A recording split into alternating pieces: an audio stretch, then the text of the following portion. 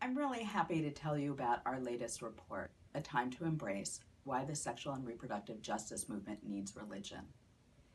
It's the result of a year of study, of reading research and understanding polls, of looking at the history of the sexual and reproductive health movement, of doing surveys with the major organizations, and of looking at those foundations that support those organizations. Its main point is that we must engage religion in order to have success in the sexual and reproductive health and justice movement. We learned that faith is incredibly important in America.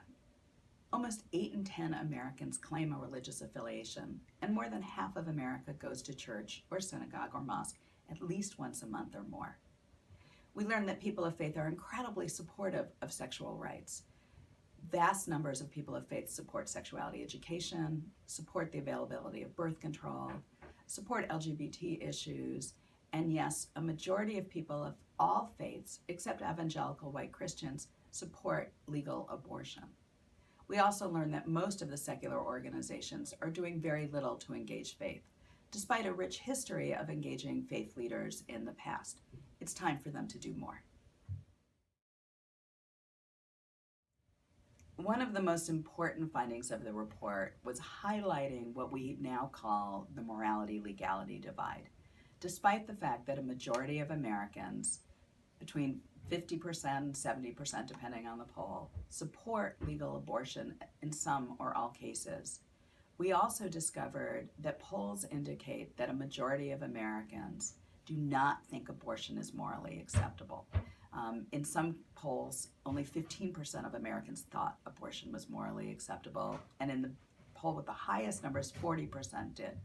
What that morality-legality divide indicates is that we have won the legal argument about abortion, but we have ceded the values arguments to the other side.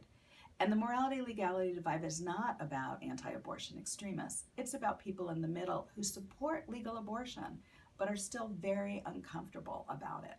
And that's why we have restrictions on time of pregnancy. It's why we have restrictions on that women need to see ultrasounds or to have special counseling or waiting periods, because that plays into people's discomfort around the concept of abortion. We need to change the conversation. We need to explain to America that abortion is a moral decision that only a woman can make, and that what is immoral is denying women life-saving information and life-saving and safe health services.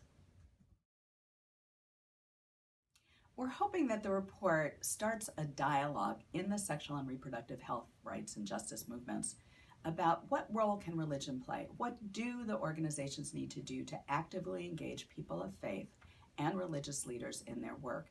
And how do we change the conversation and the dialogue about sexuality and religion, but also about faith and reproductive rights? We want the field to reclaim itself as a moral movement.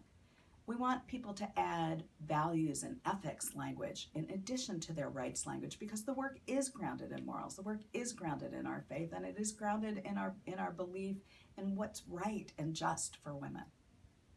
We hope you'll take the time to read the report. We hope foundations will take the time to read the report and look at increased funding. Please join us in this moral movement to assure that every woman and every family has access to safe and legal and affordable reproductive health services, including abortion, in every state in this country. Thank you for listening.